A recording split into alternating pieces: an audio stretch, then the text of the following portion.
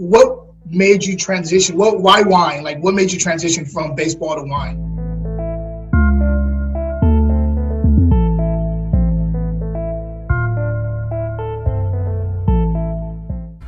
That's the fun thing about being in the wine industry.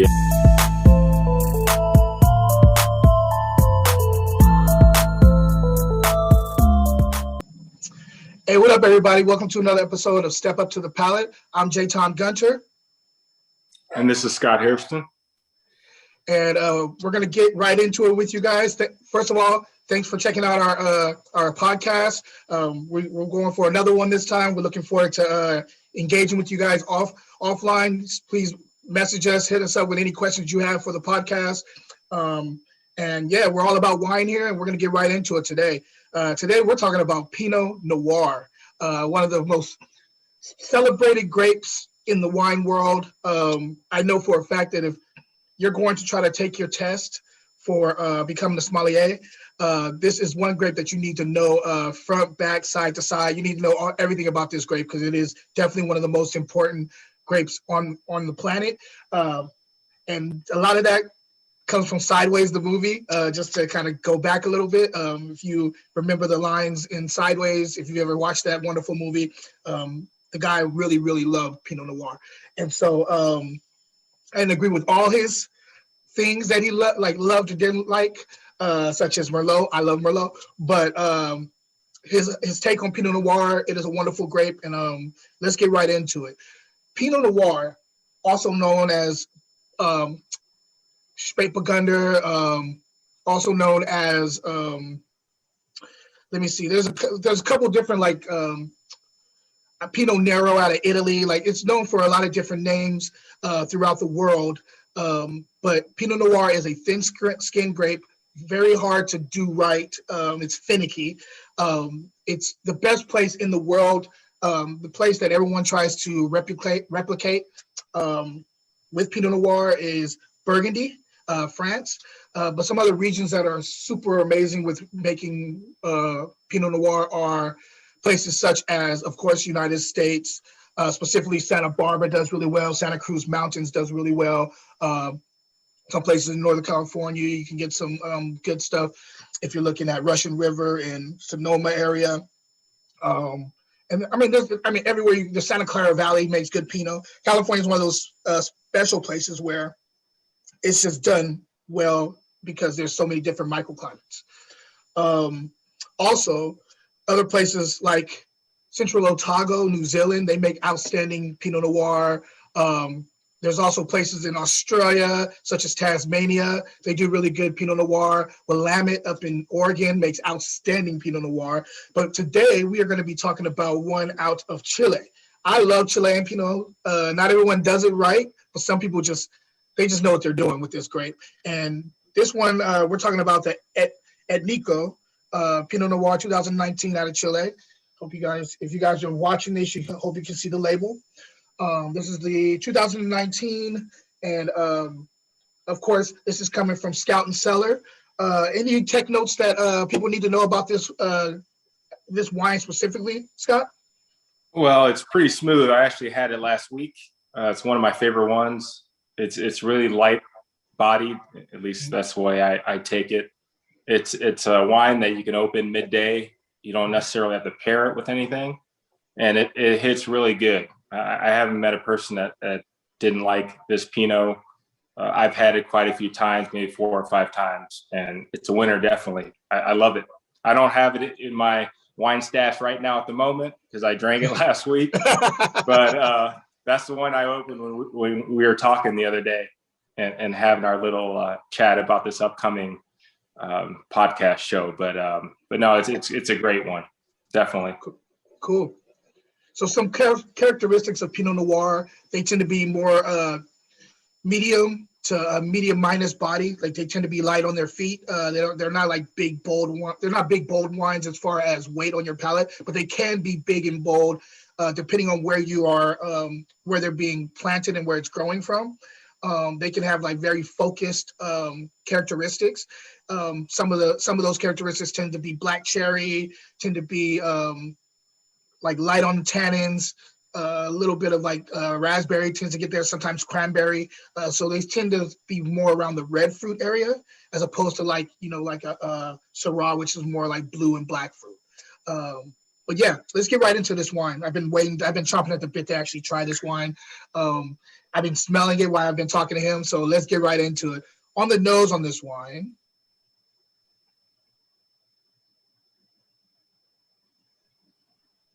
So this strawberry raspberry thing is like really just popping out the glass at me. Interesting, cool little raspberry thing going on. There's also like a kick of earth, like wet soil going on too.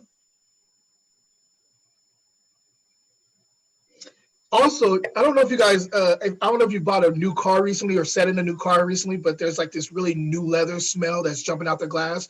It has like, this kind of like cherry leather thing going on, which is really cool. There's also like a little bit of a spice, like a cinnamon too, which is really awesome. Yeah, mad red fruit on this wine. Let's go ahead and taste and see what's going on and see if everything's translating to the palate. Mm. Mm.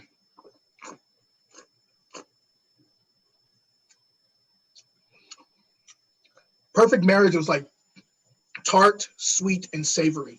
Up front, you get that fruit, but it's more of like on the nose, you would think it's more of a riper strawberry, but this is actually a little underripe as it approaches the palate. It's not, it has like this tart strawberry going on up front with this underripe raspberry on the finish. Some of the spice that I was talking about, that cinnamon thing, kicks it in the mid palate and extends to the finish. This has a very long finish too, by the way. Like I'm already, like it's still going as I'm yapping. It's still going. The acid is medium plus on this. And you remember how to figure out what acid is. If your mouth is watering like crazy on the sides, after you've taken the wine down, that means it's medium plus to high acid, depending on what wine you're sipping on. Tannin is medium. You're not really getting a lot of tannin here. Could even be medium minus, to be honest with you.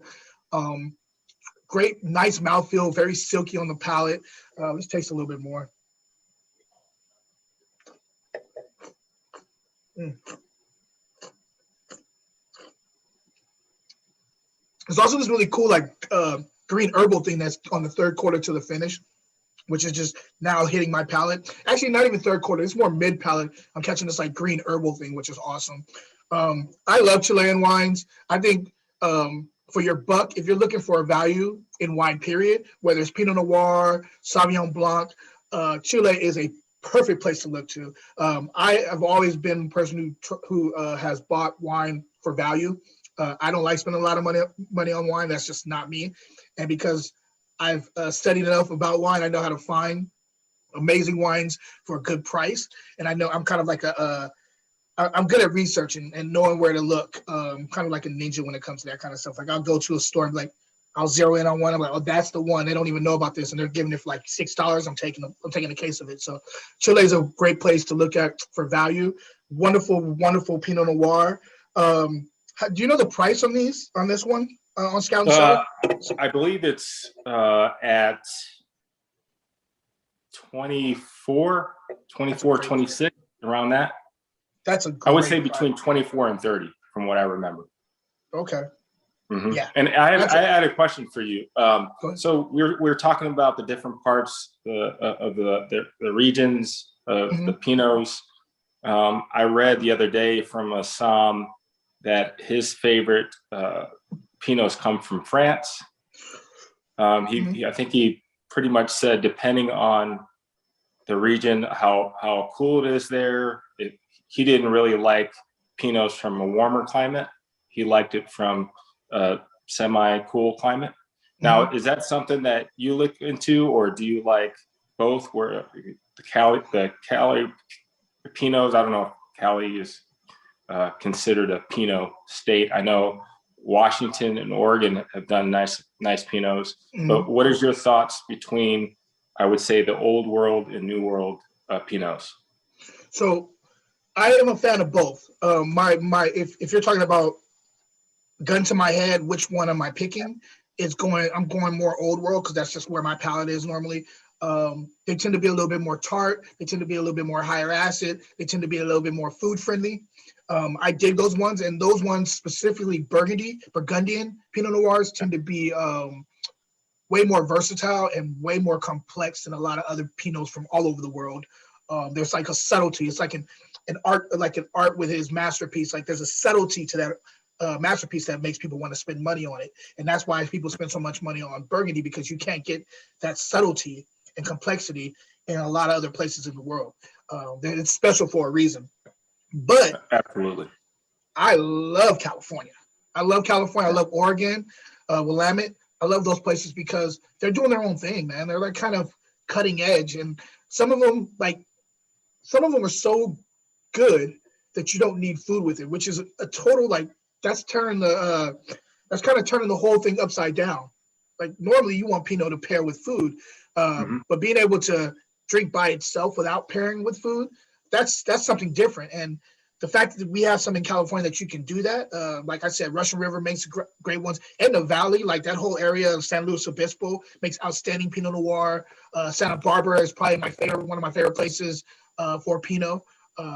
Like San Lucia Highlands, that whole area, like from Monterey, Santa Cruz area, they make outstanding Pinots there. So California is considered a Pinot place. It's just they tend to be a little bit riper, so you get a little bit more fruit forwardness. Right.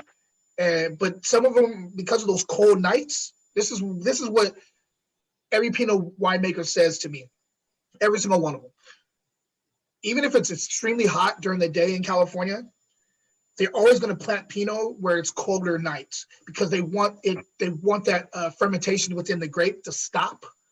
They want that. They want it to stop at night, like so it's cool, so that acid jumps out a little bit more. So you have more of a balance as opposed to just gloppy fruit. You have the acid backbone to kind of raise up the fruit a little bit. And so that's why a lot of stuff in California tend to be, a lot of winemakers in California like to plant it in places where it has cold nights, meaning that you have a shift of temperature so fast in California that it just does really good for like Pinot Noir, which is kind of cool because we have all these microclimates out here. California is interesting that way. Yeah. Exactly. Pinot has been one of my favorite varietals. I mean, I went from drinking Cab to Merlot to Malbec, and then Pinot seemed to come last for me, but it's my favorite now. I think the reason why is because it's so light on the palate for me, and I can drink it anytime during the day. I don't have to pair it with anything. So if I have company over, I usually start with a Pinot. And then let's say if we're going to have steak, I usually do like a Malbec, or if I happen to get my hands on a Syrah, I will feature that for dinner if we're doing steaks. Or Zinfandel, which I'm drinking right now. We're having burgers tonight, so I'm prepping for that. Yes, that's gonna be good. So I'm learning to pair, but at the same time, I think Pinot, that's my go-to. So let's say if we're just going to go open a bottle with friends and just chill out in the patio, I'm opening up a Pinot. Can't go wrong with that. So I hear you. Pinot has my heart right now. I understand that, man. It is one of the, like I said, it's a love for a lot of people. One thing too, just so you like for your notes, they're gonna on the test. One thing they're gonna really focus on is Burgundy, France, and so you need to know two places. And I'll send this in writing for you too. But two places you want to know: Côte Nuit and Côte de Beaune, because those are two areas. Those are two regions where most of the Burgundian wines are coming from. You have Chardonnay being the white grape, the main white grape, and then Pinot Noir being the main red grape. And they're split up to where one place has mostly Pinot Noir and the other place has mostly Chardonnay. Now, it doesn't say that they can't be grown in both places, but when you're looking at Premier Cru, which is the second highest level of class of, or highest level of Pinot Noir, and then Grand Cru, which is the highest level. There's specific places in these places, Côte de Beaune and Côte Nuit, that if this grape is being grown from this specific place, it's already considered like a Premier Cru or Grand Cru, because it's that specific in France. So I'll definitely send you that information, but this is just information for everybody who's listening to know that if you're trying to go for your first level to become a sommelier, they're going to be asking you a lot about Burgundy. So make sure you do a lot of research on Burgundy and specific areas like Côte Nui and Côte de Beaune, because you're going to need to know that kind of stuff as far as Burgundy goes. Also, understand that Champagne is right above Burgundy, and they're using Burgundian grapes too. They're using Pinot Noir, Pinot Meunier, and Chardonnay. Mostly, there's some other one. There was one other one too, but those are the three you need to know.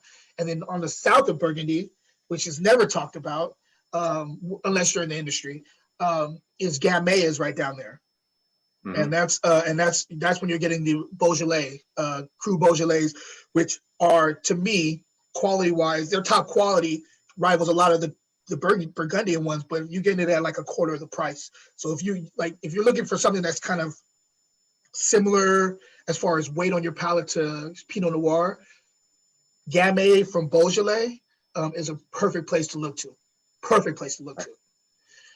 So yeah, that's pretty much just some homework for you to look into. Okay.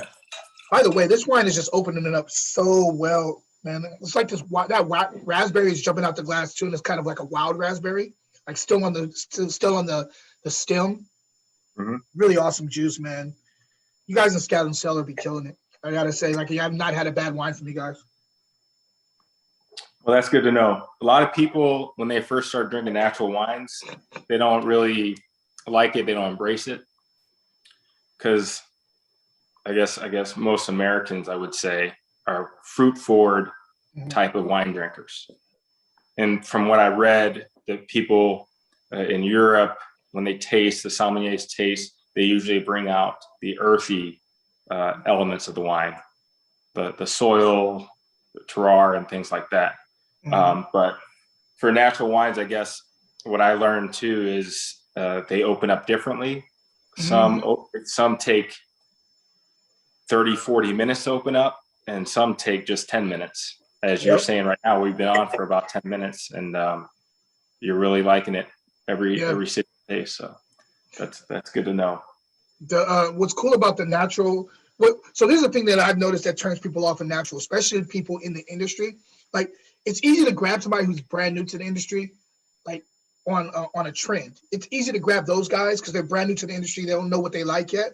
They're like little baby, drinkers. So it's easy to take them. Well, you've been drinking wine for a long time, so it's not like, even though you're brand new to learning some of this stuff, you've been drinking for a long time. I'm talking about like the people that are really brand new to wine drinking. It's easy to take the youngsters and grab them and like direct them on the trend of natural wine. People who've been in the industry, those are the harder ones to convert, for the simple fact that, for what I hear about with a lot of natural wines, and even taste a lot, something that I'm very sensitive to is the finish. There's always it feels like they do an amazing job up front with some of these natural wines, and then it gets to the finish and it has this like nasty, bitter finish that leaves a bad taste in your mouth. The good thing about Scout and Cellar, I haven't had that problem. Every one of your winemakers, I feel like you guys are vetting them the right way, because every one of the wines I've had from you guys, they know to continue with the process, and by continuing with the process, I don't get that bitter thing on the finish that I hate. It's clean, it's sustainable, the fruit is pure, it's just outstanding juice, and I love what you guys are doing over there. So just another big ups to Scout and Cellar for providing us with amazing juice, man. Amazing juice. Cheers to that. Cheers, man. So did you have anything else about Pinot Noir? Any questions before we end? Not really. I think you answered everything really good. I was just trying to get your take on old world versus new world. That was my main question, and you're kind of leaning toward the old world, and that's where I kind of lean toward too, man. The Pinots from France are incredible. They are. I love it. I mean, there's some good. I mean, all over France. I keep on talking about Burgundy, but I'm talking about like the Loire Valley makes great Pinot Noir. There's a lot of places in France that just make outstanding Pinot. But for the sake of the test, focus on Burgundy, because you're going to need to know that. And of course, if you have any questions, you can always hit me up directly. And if anybody else has any questions that is listening to this, please hit me up directly, message me, and I'd be happy to explain anything with you.